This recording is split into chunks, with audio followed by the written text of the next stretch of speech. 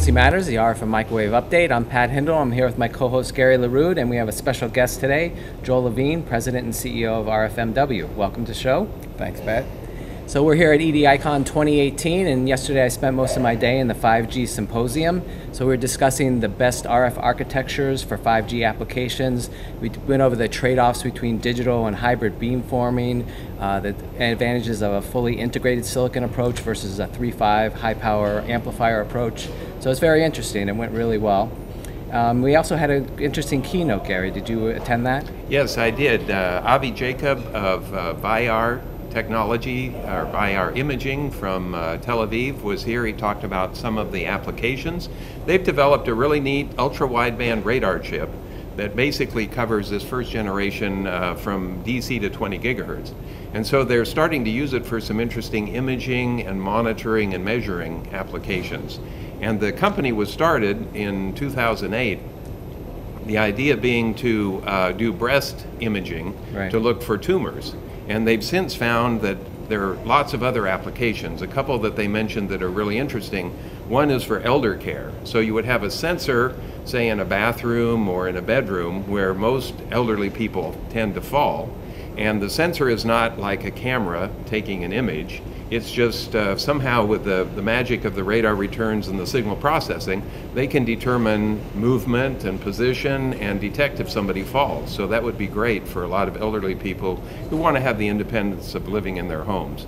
And then another one that was interesting is they have a system where milk gets fed through a plastic tube, and the radar basically images the milk, and on the return can determine what's the fat content or how much lactose is in it, and it apparently improves the quality and the yield of a lot of milk producers. So they're making this radar chip available as an evaluation kit for people to use, and just watching the applications multiply. So it was really quite interesting.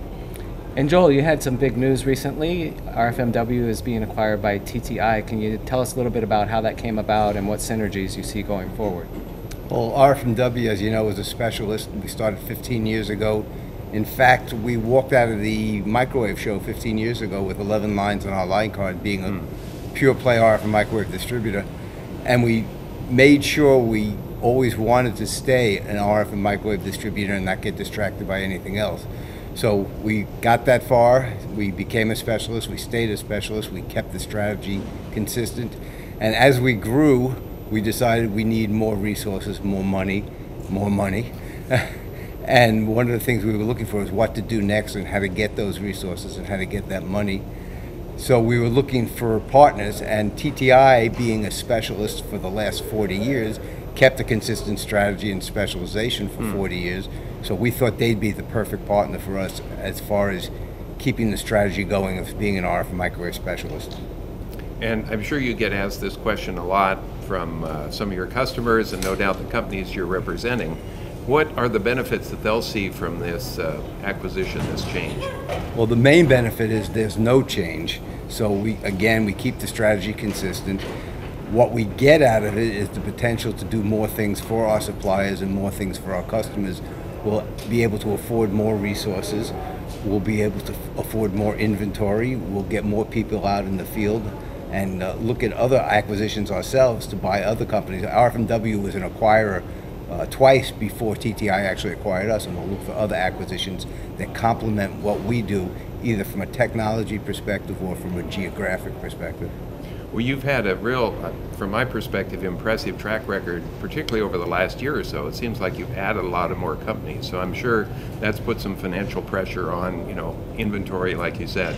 Well, the way the industry is growing and the way everything's happening in the industry with consolidation and where we've been over the last 15 years. I've been in this scary enough for 50 years now in RF and microwave distribution, going from electron tubes to bipolar transistors, to MOSFETs, to gas, to GaN.